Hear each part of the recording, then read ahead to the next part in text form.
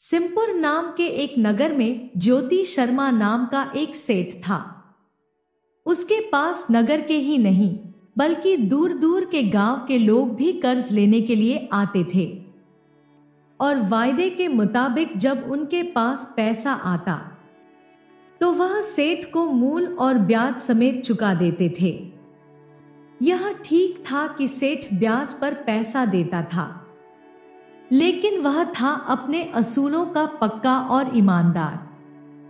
वह वक्त से पहले ना तो किसी के पास तागादा करने के लिए जाता और ना ही किसी से कभी बदतमीजी से पेश आता था। इसके साथ ही उसमें दो गुण और भी थे। वह दयालु और ईश्वर को मानने वाला था। अपने इन गुणों से वह दूर दूर तक मशहूर था। उसकी यह प्रसिद्धि एक बार उसी गांव से गुजरते हुए दो ठग जिनके नाम टिंकू और रिंकू थे, उनके कानों में पड़ी।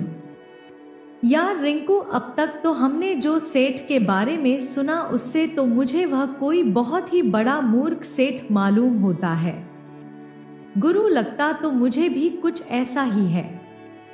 अगर लोगों की माने तो सेठ ज्योति शर्मा कर्जा मांगने वालों का पता ठिकाना नहीं पूछता, बस नाम और वापस करने की तारीख पूछकर ही कर्ज दे देता है। यार, मैं सोच रहा हूं कि क्यों ना इस बार हम उसे ही अपना शिकार बनाकर कुछ धन ऐंठ लें। गुरु, मैं भी यही कहना चाहता था। तो चलो यहां से सीधा सिमपुर चलकर उसी के दर्शन करते हैं। ठीक है गुरु, चलो। किस्मत ने साथ दिया तो काफी दिनों तक हमें कुछ करने की आवश्यकता नहीं पड़ेगी। और फिर दोनों ठग एक बैलगाड़ी किराए पर लेकर सिमपुर की तरफ चल दिए। सिमपुर पहुंचकर वह सेठ ज्योति शर्मा की हवेली में दाखिल हुए तो एक नौकर उन्हें अपने साथ एक कमरे में ले गया, जहां पर सेठ ज्योति शर्मा अपने कई मुंशियों के साथ गद्दी पर बैठा हुआ लोगों से रुपए का लेन देन कर रहा था। वे दोनों ठग नौकर के बताए हुए स्थान पर जाकर बैठ गए। कुछ देर के बाद जब वहां पर आए हुए लोग एक एक करके वहां से जाने लगे तो साहूकार ने उनकी तरफ देखा। ठगों ने कहा, राम राम सेठ जी। राम राम भाई, तुम कौन हो और मेरे पास किस काम से आए हो? दोनों चालाक ठग अपनी रोनी सी सूरत बनाकर कहने लगे, सेठ जी, हमारा नाम टिंकू और रिंकू है। आपके पास बड़ी आशा लेकर आए हैं। पिछले साल गांव में अकाल पड़ने के कारण खेतों में अन्न का एक दाना तक पैदा नहीं हुआ। इस बार फसल अच्छी होने की उम्मीद है, लेकिन हमारे पास ना तो बैल है और ना ही बीज। इस कारण हम बहुत ही दुखी हैं। साहूकार ने कहा, अरे भाई, मैंने कर्जा मांगने का कारण और तुम्हारा पता नहीं पूछा। तुम सिर्फ इतना बताओ कि तुम्हें कितनी रकम चाहिए और कब तक लौटाओगे। ठगों ने कहा, सेठ जी, हमें 3,000 रुपया चाहिए और यह कर्ज हम जल्दी ही लौटा देंगे। जितना जल्दी संभव हो सकेगा उतनी जल्दी हम आपकी रकम ब्याज समेत वापस कर देंगे। बस आप मेहरबानी करके हमें 3,000 रुपया दे दीजिए। सेठ ने कहा, अरे भाई, फिर भी उस जल्दी की कोई मियाद है या नहीं?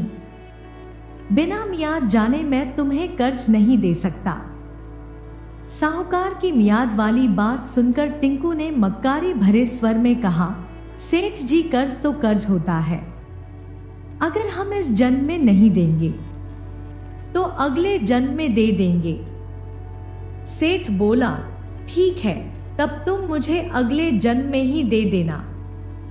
मुझे तुम्हारी बात पर पूरा विश्वास है। यह कहकर सेठ जी ने अपने मुंशी को आवाज लगाई, मुंशी जी, इनके नाम का खाता खोलकर इन्हें 3,000 रुपया दे दो और लिखा पढ़ी भी कर लो। यह लिख लो कि यह ब्याज समेत हमारी रकम अगले जन्म में लौटा देंगे। मुंशी ने हैरानी से कहा, अगले जन्म में? लेकिन सेठ जी, लेकिन लेकिन कुछ नहीं मुंशी जी, बेकार में अपनी टांग बीच में मत अड़ाया करो। जैसा मैंने कहा है वैसा ही करो। ठीक है सेठ जी। आओ भाई, यहाँ आकर अपना पैसा ले लो। और फिर दोनों ठग मुंशी के पास पहुंचे। मुंशी ने एक कागज पर लिखापढ़ी की और उनसे दस्तखत कराने के लिए उनके सामने रख दिया। कहने लगा, तुम दोनों अपने अपने दस्तखत यहाँ पर कर दो। और फिर दोनों ठगों ने चुपचाप खाते पर अपने दस्तखत कर दिए और मुंशी ने 3,000 रुपए गिनकर उनको थमा दिए। लो भाई, गिन लो, पूरे 3,000 रुपए हैं, जिन्हें तुम्हें ब्याज समेत अगले जन्म में चुकाना है। ठगों ने कहा, क्यों नहीं हजूर, और उन दोनों ने पैसे बिना गिने ही अपनी जेब में डाल लिए और सेठ जी को धन्यवाद अदा करते हुए वहां से वापस लौट गए। उन दोनों के वहां से जाते ही रुपए देने वाले मुंशी ने सेठ से कहा, हजूर, आप यह जानते हुए भी कि वे लोग रुपया वापस लौटाने का इरादा नहीं रखते और इस इकरारनामे के अनुसार भी हम लोग उनसे रुपया वसूल नहीं कर सकते, तो फिर आपने उन्हें रकम उधार क्यों दे दी? मुंशी की बात सुनकर सेठ हंसा और कहने लगा, मैंने यह सब जानते बूझते हुए भी उन्हें रुपया उधार क्यों दिया? यह बात अभी तुम्हें समझ में नहीं आएगी, वक्त आने पर मैं आपको समझाऊंगा। फिर भी मेरी इस बात को गांठ बांधकर रख लो कि कर्ज कर्म के समान होता है। इस जन्म का कर्ज या कर्म अगले जन्म में भी मनुष्य के साथ रहता है और उसी के अनुसार जीवन भोगना पड़ता है। मुंशी मन ही मन सोचने लगा, पता नहीं सेठ जी क्या कह रहे हैं, मेरे तो कुछ भी पल्ले नहीं पड़ रहा। हम मुझे क्या इनका पैसा है, फूके या मुफ्त में लुटाएं। उधर दोनों ठग खुशी खुशी अपने राह चले जा रहे थे। टिंकू ने कहा, भाई, यह सेठ तो हमारी उम्मीद से भी ज्यादा मूर्ख निकला। मैं तो सोच रहा था कि वह अगले जन्म की बात सुनकर हमें धक्का देकर भगा देगा, लेकिन उस बेवकूफ ने तो हमारी इस बात पर भी विश्वास कर लिया और हमें इतनी बड़ी रकम कर्जे में दे दी। उस मूर्ख ने इतना भी नहीं सोचा कि कहीं अगले जन्म में भी कोई उधार चुकाया जा सकता है। सच में गुरु, आज तो बहुत दिनों के बाद मुझे ऐसा कोई बेवकूफ इस धरती पर दिखाई दिया। अब तो यह 3,000 रुपए अपने हो गए समझो। भाई, इस बार मैंने यह सोचा है कि अपने लिए एक छोटा मोटा घर भी बनाएंगे। आखिर कब तक हम बंजारों की तरह धक्के खाते रहेंगे? ठीक है गुरु, इस बार तुम अपनी यह हसरत भी पूरी कर लेना। और इसके बाद उन्होंने फिर से एक बैलगाड़ी किराए पर ली और किसी दूसरे गांव की तरफ चल दिए। चलते चलते वह एक गांव में पहुंचे तब तक रात हो चुकी थी। टिंकू कहने लगा, गुरु, गांव में तो पहुंच गए, लेकिन ठहरेंगे कहां? चलो उस घर का दरवाजा खटखटाते हैं। अगर मुफ्त में खिलाने पिलाने के लिए कोई तैयार नहीं हुआ तो कुछ पैसे दे देंगे। पता नहीं यह दरवाजा खुलेगा भी या नहीं। फिर भी चलकर कोशिश करते हैं। और फिर दोनों ठगों ने एक घर का दरवाजा खटखटाया। अंदर से आवाज आई, कौन है भाई? हम परदेसी हैं और रात काटने के लिए आसरा चाहते हैं। जल्दी ही घर के अंदर से घर का मालिक बाहर आया और कहने लगा, ठीक है, मैं अभी सब इंतजाम कर देता हूं। ठगों ने कहा, बाबा, आपका बहुत बहुत धन्यवाद। घर का मालिक एक भला इंसान था। उसने उन दोनों ठगों को घर में ले जाकर आदरपूर्वक बिठाया और पूछा, बेटा, लगता है तुम दोनों बहुत दूर से आए हो, तुम्हें बहुत भूख भी लगी होगी। अगर कहो तो खाना तैयार कर दूं।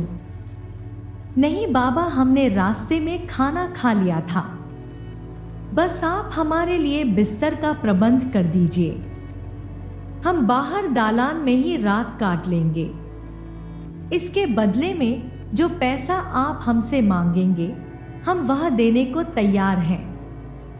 बूढ़े आदमी ने कहा, पैसे की कोई आवश्यकता नहीं है ए बेटा, तुम आराम से दालान में रात काट सकते हो। यह लो चटाई और चादर। भगवान आपको हमेशा खुश रखे बाबा।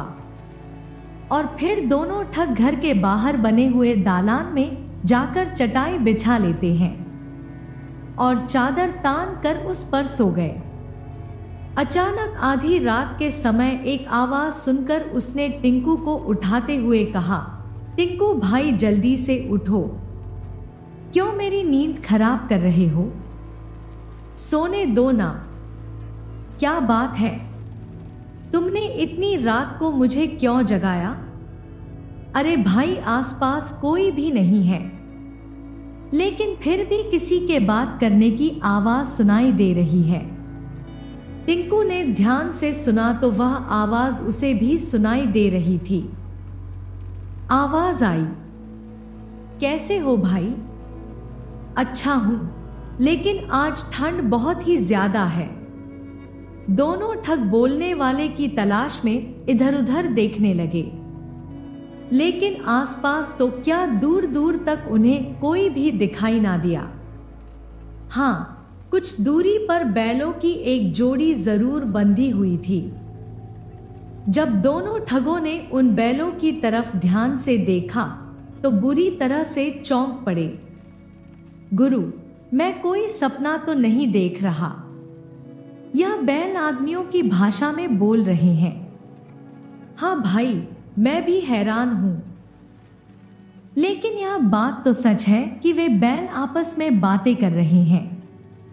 कुछ सोचकर दोनों ठग ध्यान से उन दोनों बैलों के बीच में होने वाली बातचीत को सुनने लगे। पहले बैल ने कहा, मित्र, हमारे तुम्हारे साथ की यह आखिरी रात है। हाँ मित्र, मैं भी तुमसे यही कहने जा रहा था। अच्छा, तुम बताओ कि तुमने ऐसा क्यों कहा? इसलिए कि जो अपना मालिक है उससे पिछले जन्म में मैंने 3,000 रुपए उधार लिए थे, लेकिन उस जन्म में मैं चुका नहीं पाया था, इसलिए इस जन्म में महीनों तक उसके यहाँ पर हल और गाड़ी में जुतकर मैंने वह कर्ज चुकाया है। कल मेरी मेहनत पूरे 3,000 रुपए की हो जाएगी और मैं सुबह ही मर जाऊंगा। अच्छा मित्र, अब तुम बताओ कि तुमने बिछड़ने की बात क्यों की थी?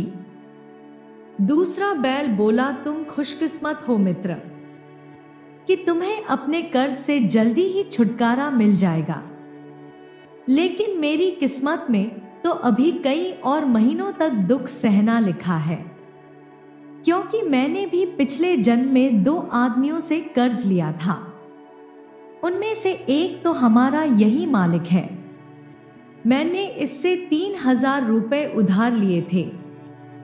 कल तुम्हारे साथ साथ मेरा भी कर्ज पूरा हो जाएगा, लेकिन वह दूसरा आदमी जिससे मैंने पिछले जन्म में 600 रुपए उधार लिए थे, कल वह आकर मुझे इस किसान से ले जाएगा और मुझे अपने हल और गाड़ी में जोतकर तब तक दुख देता रहेगा जब तक कि मैं उसका कर्जा इस जन्म में नहीं चुका देता। पहले बैल ने कहा, लेकिन वह दूसरा आदमी तुम्हें इस बूढ़े किसान के पास से क्यों ले जाएगा? भला यह किसान अपना बैल उसे क्यों देगा? पहले बैल ने कहा, ईश्वर ने यह मेरे पैदा होने से पहले ही लिख दिया था, तभी तो इस बूढ़े किसान ने उस आदमी से कर्ज लेकर अभी तक नहीं चुकाया।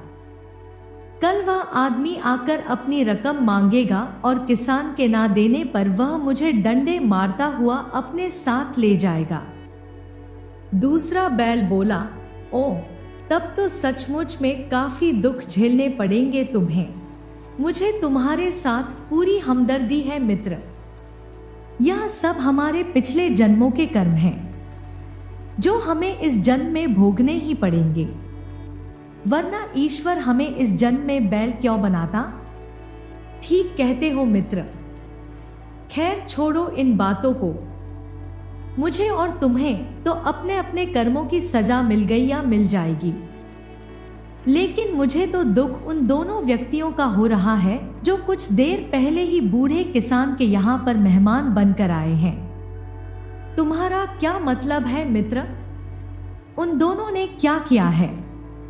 बैलों के बीच हो रही बातचीत का रुख अपनी तरफ मुड़ते हुए देखकर टिंकू के कान खड़े हो गए। पहला बैल कहने लगा, उन्होंने क्या किया है? अरे भाई, यह पूछो कि उन्होंने क्या नहीं किया। वे दोनों ठग हैं और अब तक ना जाने कितने आदमियों को ठग चुके हैं। इस समय भी वे दोनों एक नगर सेठ को ठग कर्जा लेकर यहाँ पर आए हैं। अच्छा, तब तो उन्हें जरूर कर्जा चुकाने के लिए सेठ का गधा बनना पड़ेगा। लेकिन उनकी बातें सुनकर दोनों ठगों को काटो तो खून नहीं। मन को कहने लगा, गुरु तुमने सुनी इन दोनों की बातें? यह दोनों अपने पिछले जन्म का कर्जा चुकाने के लिए बैल बने हैं। हाँ, और हमें इस जन्म का कर्जा चुकाने के लिए अगले जन्म में गधा बनना पड़ेगा। नहीं नहीं टिंकू, अब मैं सेठ का कर्ज अपने सिर पर नहीं रखूंगा। मैं उसके पैसे वापस कर दूंगा और बाकी का सारा जीवन दीन दुखियों की सेवा में गुजार दूंगा ताकि मेरे सारे पाप इसी जन्म में धुल जाएं। टिंकू ने कहा, तो ठीक है गुरु, हम सुबह होते ही सिमपुर जाएंगे और सेठ जी को उनका 1-1 रुपया ब्याज समेत वापस दे देंगे और साथ ही ठगी का यह धंधा छोड़कर मेहनत और ईमानदारी से रोटी कमाएंगे।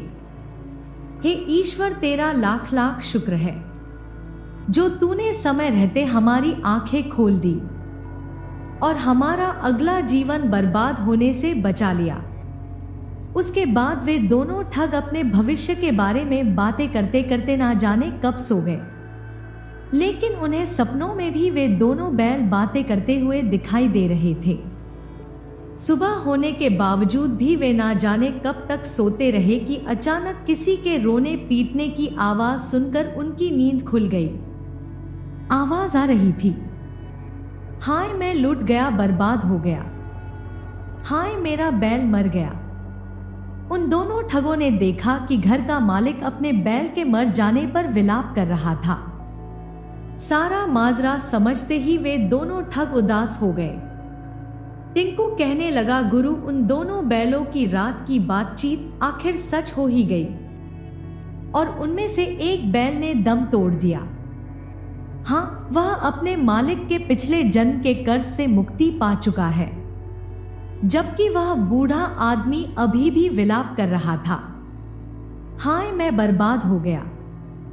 अभी वे दोनों ठग किसान को दिलासा देने की सोच ही रहे थे कि तभी वहां पर एक हट्टा कट्टा आदमी डंडा हाथ में लिए हुए आ धमका और बूढ़े आदमी से कहने लगा, अरे ओ बूढ़े, आज तूने मेरा कर्ज ब्याज समेत लौटाने का वादा किया था।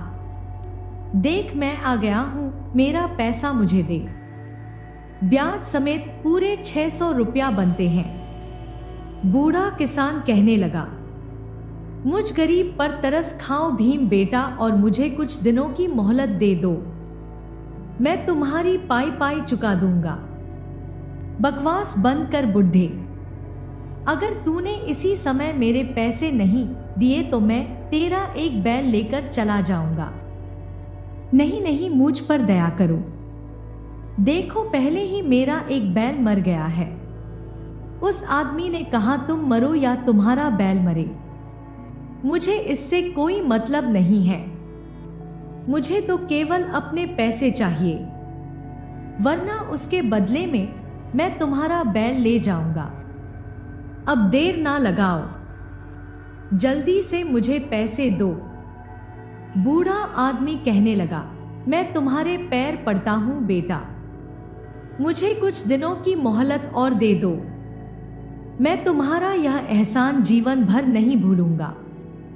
अरे दूर हो बुढ़े, तुमसे पैर छुआते छुआ तो मेरे पैर ही दुखने लगे हैं। उसके बाद भीम ने दूसरे बैल को खोला और उसे डंडे मारता हुआ अपने साथ ले गया। बूढ़ा किसान रोता चिल्लाता रह गया। बूढ़े किसान की हालत पर भीम को कोई दया नहीं आई और देखते ही देखते भीम बैल को लेकर उसकी नजरों से ओझल हो गया। बेचारा किसान वहीं पर बेहोश होकर गिर गया। तब तक वहां पर काफी लोग इकट्ठा हो चुके थे, जो किसान को होश में लाने की कोशिश करने लगे। दोनों में से एक ठग टिंकू ने कहा, गुरु मेरे विचार से तो हमें अपना समय बर्बाद ना करके जल्दी से जल्दी सिमपुर के सेठ के यहाँ पर जाना चाहिए। कहीं ऐसा ना हो कि देर करने से वक्त हाथ से निकल जाए और हम पछताते ही रह जाएं। और फिर उन दोनों ने फिर से एक बैलगाड़ी किराए पर ली और उसी समय सिमपुर की तरफ रवाना हो गए। जब वे दोनों सेठ की हवेली पर पहुंचे तो सेठ उस समय भी बहुत से लोगों के साथ रुपयों का लेन देन कर रहा था।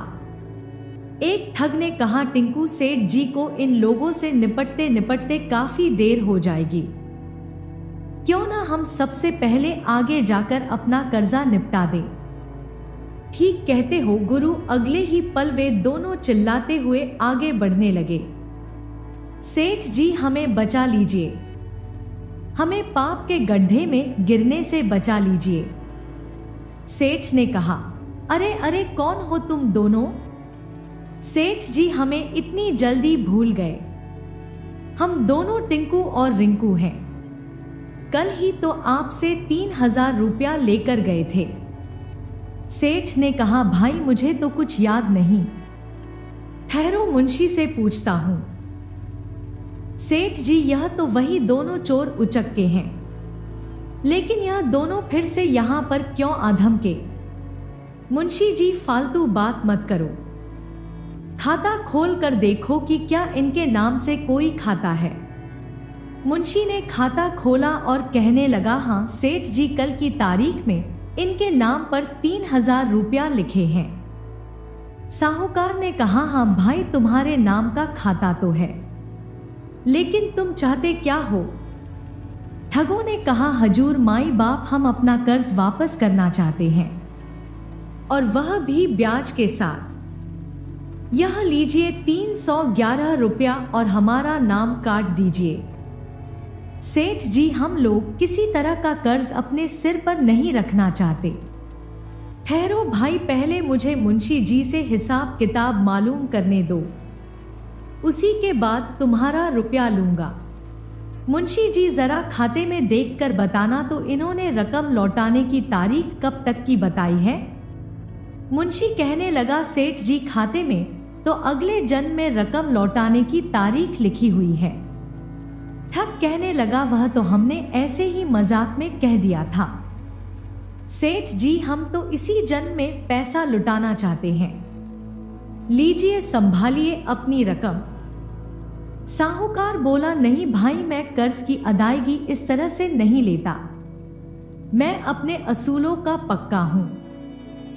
रकम लौटाने का तुमने जब वादा किया था, मैं उसी समय अपना कर्ज वापस लूंगा। तुमने अगले जन्म में कर्जा लौटाने का वादा किया था, इसलिए मैं अगले जन्म में ही लूंगा। ठग कहने लगे, सेठ जी यह आप क्या कह रहे हैं? भला कोई अगले जन्म में भी पिछले जन्म का कर्ज चुकाता है, जब हम इसी जन्म में अपना कर्ज लुटा रहे हैं, तो फिर आप क्यों अगले जन्म की बात करते हैं? इसी समय अपना पैसा वापस क्यों नहीं ले लेते? साहूकार बोला, कहा तो है भाई मैं अपने असूलों का पक्का हूं। जब का तुम दोनों लोगों ने वादा किया है रकम तभी वापस लूंगा। और कोई अगले जन्म पर विश्वास करे या ना करे, लेकिन मुझे तो पूरा विश्वास है, मैं तुमसे अपना कर्जा अगले जन्म में ही लूंगा। दोनों ठग साहूकार के सामने खूब रोए धोए और गिड़गिड़ाए, लेकिन सेठ ने उनकी एक ना सुनी और बिना रकम लिए ही उन्हें घर से बाहर निकाल दिया। टिंकू कहने लगा, भाई यह सेठ का बच्चा तो बड़ा ही काया निकला, लगता है अगले जन्म में हमें गधा बनाकर ही छोड़ेगा। गुरु जल्दी से कोई उपाय करो ना जिससे हम इस सेठ के कर्ज से मुक्त हो सके। लेकिन लाख सोचने पर भी उन दोनों के दिमाग में ऐसा कोई उपाय नहीं आया। वे दोनों रोते बिलखते हुए एक तरफ बढ़ते चले जा रहे थे।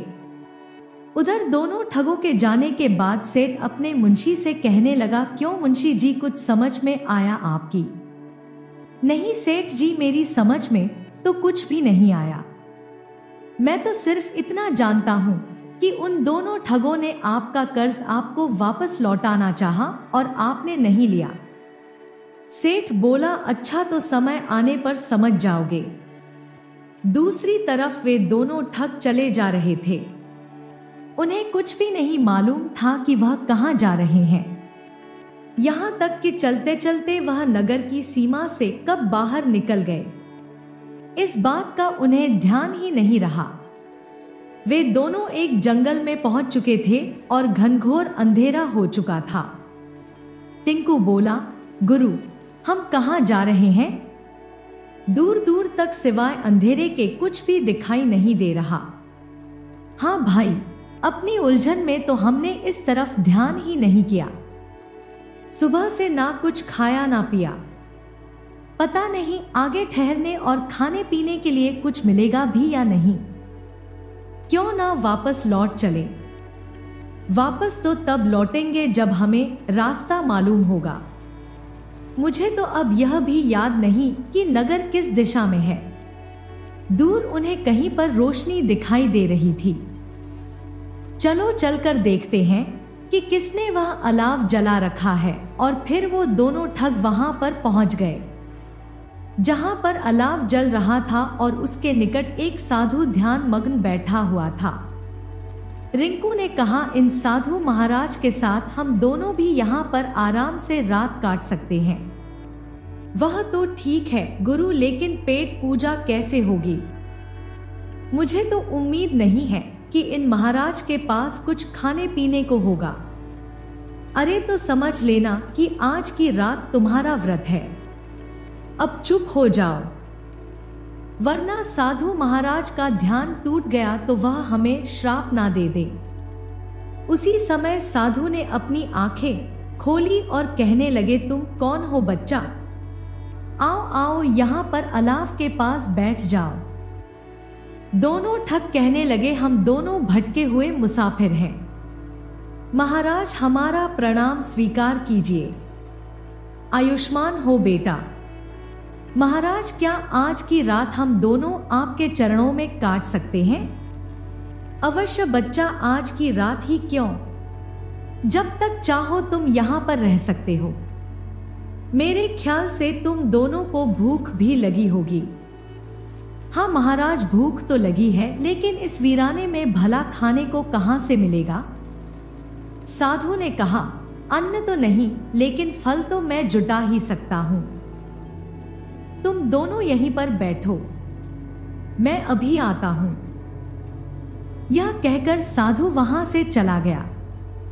टिंकू कहने लगा, देखो भाई, यह एक साधु है जिसने संसार को त्याग दिया है और इस वीराने में रहता है।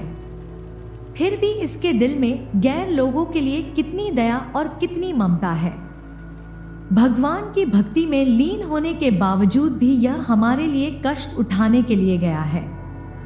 और दूसरी तरफ हम लोग हैं जिन्होंने आज तक बस दूसरों को ठगा ही है, उन्हें दुख ही दिए हैं। मन को बोला, बस करो गुरु, अब कुछ और मत बोलो, वरना मैं अपनी पहले की जिंदगी को याद करके रो पड़ूंगा। सचमुच हम बहुत पापी हैं। थोड़ी देर के बाद जब साधु महाराज वापस लौटे तो उनकी झोली में फल रखे हुए थे और कमंडल में पानी था। लो बेटा, यह फल खाओ और पानी पी लो और आराम से सो जाओ। बच्चों, तुम दोनों के चेहरे देखकर मुझे ना जाने क्यों ऐसा लगता है कि तुम दोनों किसी बात से दुखी हो और अंदर ही अंदर पश्चाताप की आग में जल रहे हो। रिंकू कहने लगा, आप बिल्कुल ठीक कहते हैं महाराज, हम दोनों ने आज तक जो भी किया है उसी के लिए पश्चाताप कर रहे हैं। लेकिन हमें मालूम है कि हमें अपने पापों से कभी मुक्ति नहीं मिलेगी और इस जन्म के कर्मों का फल हमें अगले जन्म में भोगना ही पड़ेगा। यह कहकर रिंकू ने साधु महाराज को अपनी सारी आपबीती सुना दी और साथ ही अपनी चिंता का कारण भी बता दिया। उनकी बात सुनकर साधु कहने लगा, बेटा तुम ऐसा क्यों समझते हो कि इस जन्म के पापों का प्रायश्चित इस जन्म में नहीं हो सकता? क्या सच महाराज हमने जो कुछ किया है, क्या उसका प्रायश्चित हो सकता है? हाँ बेटा, अगर कोई सच्चे मन से प्रायश्चित करे तो उसे पापों से मुक्ति मिल सकती है। वह कैसे महाराज, हमें बताइए, हम सच्चे दिल से प्रायश्चित करने को तैयार हैं। साधु महाराज की बात सुनकर दोनों ठगों के चेहरे प्रसन्नता से खिल उठे। तब साधु महाराज उन दोनों को प्रायश्चित करने का तरीका बताने लगे, साथ ही साथ उन्हें ज्ञान की बातें भी बताने लगे। साधु महाराज का उपदेश सुनकर दोनों ठगों का मन शांत हो चला था। और फिर टिंकू ने कहा, साधु महाराज, हम सेठ ज्योति शर्मा का कर्जा कैसे वापस कर सकते हैं? वह तो कर्जा वापस लेने को तैयार ही नहीं हो रहा। साधु महाराज ने कहा, बेटा इस जगह से 1 मील आगे पहुंचने पर तुम्हें एक गांव दिखाई देगा। वहां पहुंचने पर तुम्हें अपने आप ही सेठ का कर्जा उतारने का कोई ना कोई उपाय समझ में आ ही जाएगा। बस बेटा अब सो जाओ, मैं कुछ समय ईश्वर की साधना में बिताना चाहता हूं। जैसी साधु महाराज की इच्छा। इसके बाद साधु आंख बंद करके फिर से ध्यान में मग्न हो गए, जबकि टिंकू और रिंकू उनके पास ही चादर बिछाकर गहरी नींद में सो गए। जब सुबह हुई तो दोनों ठगों ने साधु महाराज को आसपास कहीं भी नहीं पाया। वे दोनों हैरान थे कि साधु महाराज इतनी सुबह सुबह कहां चले गए। रिंकू ने कहा, भाई वे महात्मा जी जरूर कोई पहुंचे हुए महात्मा थे जो हमें सच्चाई का मार्ग दिखाकर अपने रास्ते चले गए। अब उनके कहे अनुसार हमें आगे बढ़ना चाहिए। वे दोनों आगे बढ़ने लगे और 1 मील का सफर तय करने के बाद एक छोटे से गांव में पहुंचे। उस गांव में ना कुएं थे, ना तालाब और ना ही उस गांव में कोई नदी थी। पानी के लिए वहां पर त्राही मची हुई थी। पानी की आवश्यकता को पूरा करने के लिए गांव वालों को 5-5 कोस दूर जाना पड़ता था। वहां के हालात देखकर टिंकू के दिमाग में साधु की बात आई कि इसी गांव में उन्हें कोई ऐसा उपाय आएगा जिससे वह सेठ का कर्जा उतार सके। तभी उसके दिमाग में एक विचार कौधा। अगले पल वह चीख उठा और कहने लगा, अरे रिंकू, सेठ का कर्जा उतारने के लिए मेरे दिमाग में एक उपाय आ गया है। अरे गुरु, तो जल्दी बताओ ना। और फिर टिंकू रिंकू के कान में कुछ फुसफुसाने लगा, जिसे सुनकर टिंकू का चेहरा भी खुशी से खिल गया। और फिर वे दोनों उसी समय कहीं से एक कुदाल लेकर आ गए और एक जगह पर उन्होंने खुदाई करना शुरू कर दी। वे दिन रात जमीन खोदते रहे और ठीक 1 महीने के बाद वहां पर वे दिन रात जमीन खोदते रहे और ठीक 1 महीने के बाद वहां पर गहरा कुआं खोदने में सफल हो गए और उसमें पानी भी निकल आया। इसके बाद उन्होंने एक मिस्त्री को बुलाकर उस कुएं को पक्का करवा दिया। उस कुएं पर 3000 रुपया खर्च हो चुके थे। इसके अलावा भी जो 500 रुपया उनके जेब में थे वह भी खर्च हो चुके थे। कुआं तैयार हो जाने के बाद रिंकू ने टिंकू से कहा, चल भाई टिंकू, डंडा संभाल कर खड़े हो जाओ। गांव वालों को जैसे ही इस कुएं के बारे में पता चलेगा वे पानी लेने के लिए दौड़े दौड़े आएंगे। टिंकू ने कहा, चिंता मत करो गुरु, पानी लेने के लिए अगर भगवान भी आ जाए तो इस कुएं से पानी नहीं ले सकेंगे।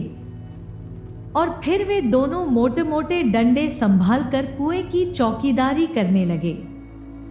जब गांव के लोगों को उस कुएं के बारे में पता चला तो गांव वाले बर्तन आदि लेकर कुएं की तरफ दौड़े।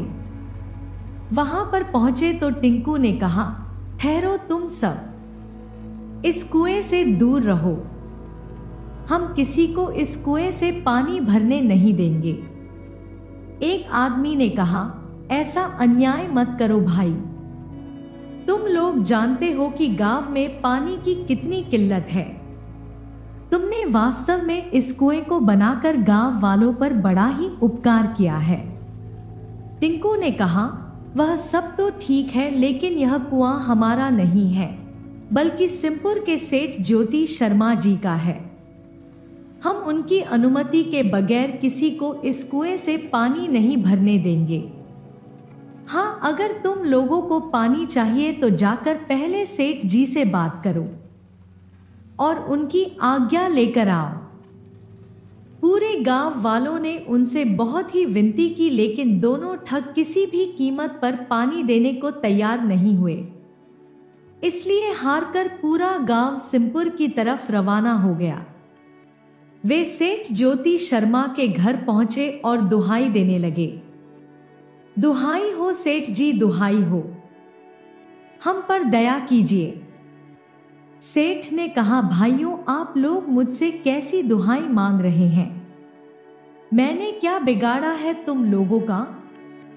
तब गांव के लोगों ने उन्हें सारी बात बताई और बोले, सेठ जी, अब आप ही हमें अपने कुएं से पानी लेने की आज्ञा दे दीजिए, हमारे सारे दुख दूर हो जाएंगे। हाँ सेठ जी, कृपया करके आप हमें कुएं से पानी भरने की आज्ञा दीजिए, आपका यह एहसान जीवन भर नहीं भूलेंगे। सेठ ने कहा, देखो भाई, तुम सबको कोई गलतफहमी हो गई है।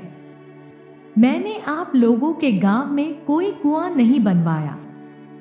जरूर उन दोनों आदमियों ने आपको झूठ बोलकर आपका मूर्ख बनाया है। आप लोगों को जो भी प्रार्थना करनी है वह उन दो आदमियों से ही जाकर कीजिए। गांव वाले बोले, नहीं नहीं, ऐसा मत कहिए सेठ जी, हम लोग बड़ी उम्मीद लेकर आपके पास आए हैं, हमें इस तरह ना ठुकराइए, हम पर दया कीजिए। आप कहेंगे तो हम पानी की कीमत देने को भी तैयार हैं। सेठ बोला, लेकिन भाई, जब मैंने कुआं बनवाया ही नहीं तो मैं किस तरह से आप लोगों को पानी भरने की आज्ञा दे दूं? क्या वह मेरे कहने से तुम लोगों को पानी भरने देंगे? हाँ हाँ, जरूर भरने देंगे सेठ जी, हमें विश्वास है। आप बस हमारे साथ चलकर उन दोनों आदमियों से कह दीजिए। मुंशी कहने लगा, मुझे तो इसमें कोई गहरी साजिश लगती है, क्यों ना वहां पर चलकर असलियत का पता किया जाए। सेठ ने कहा, ठीक है, चलो भाइयों, मैं तुम्हारे साथ चलता हूं और फिर सारी हकीकत आप लोगों के सामने आ जाएगी। सेठ और उनका मुंशी सारे गांव वालों के साथ उनके गांव जा पहुंचे। दूर से ही सेठ जी ने टिंकू और रिंकू को कुएं के पास हाथों में डंडे लिए हुए देख लिया। मुंशी कहने लगा, सेठ जी, यह तो वही दोनों ठग मालूम पड़ते हैं जिन्होंने आपसे 3000 रुपया कर्ज लिए थे और रकम अगले जन्म में वापस करने का वादा किया था।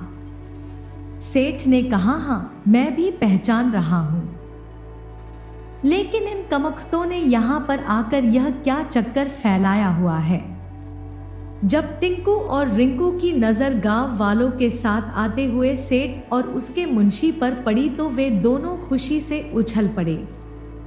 रिंकू कहने लगा, गुरु, सेठ जी आ रहे हैं, लगता है अब हमें हमारे कर्ज से मुक्ति मिल जाएगी।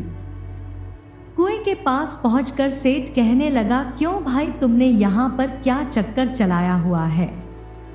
इस कुएं को तुम गांव वालों को मेरा कुआं क्यों बता रहे हो? दोनों ठग कहने लगे, हमने कोई चक्कर नहीं चलाया सेठ जी, यह कुआं आपका ही है, इसीलिए हमने गांव वालों को बिना आपकी आज्ञा के यहाँ से पानी भरने से मना कर दिया था। अगर आप आज्ञा देंगे तो हम इन्हें पानी भरने देंगे, हमें इसमें कोई आपत्ति नहीं होगी। सेठ बोला, यह क्या बकवास है? जब कुआं मैंने बनवाया ही नहीं तो इसमें मेरी आज्ञा की क्या आवश्यकता है? रिंकू बोला, सेठ जी, यह ठीक है कि यह कुआं आपने नहीं बनवाया, लेकिन इसमें रुपए तो आपके ही लगे हैं ना। सेठ बोला, मेरे रुपए? वह भला कैसे?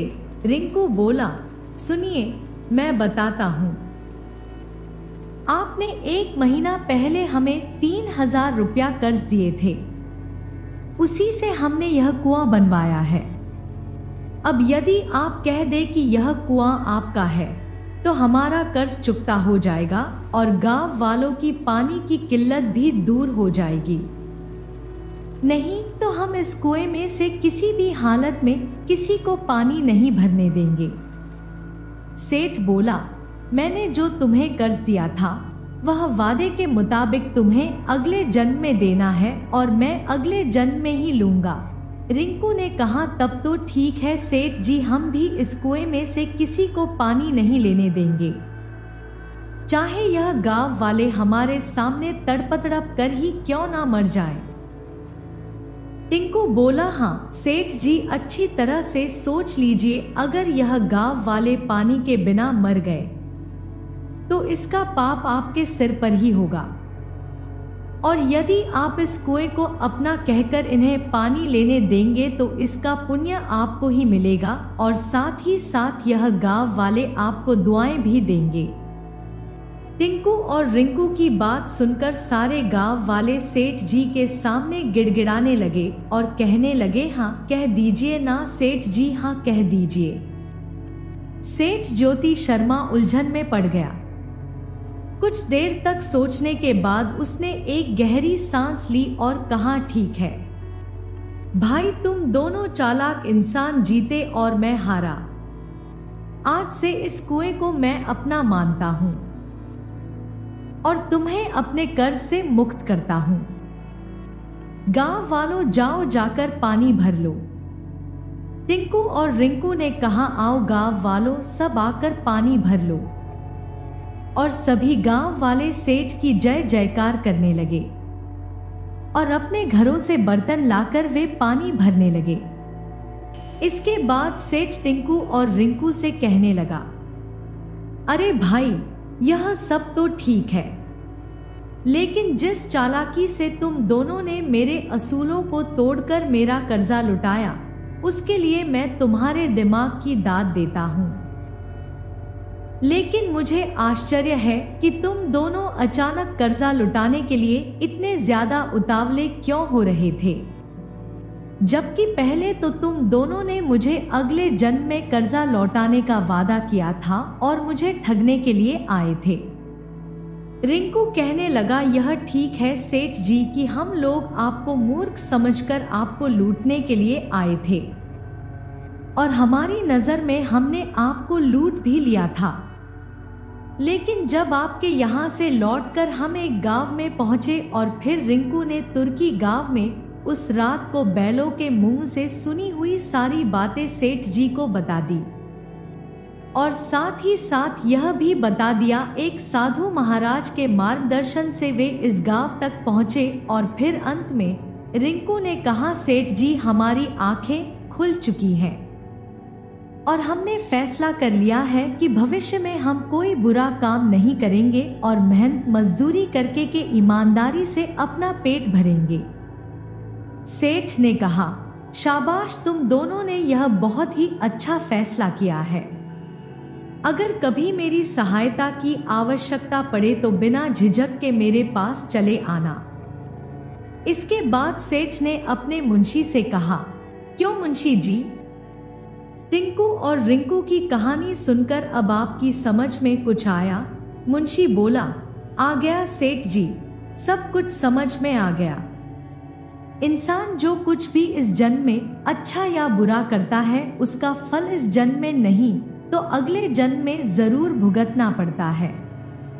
सेठ ने कहा, हाँ तुम बिल्कुल ठीक समझे, चलो अब वापस चलें।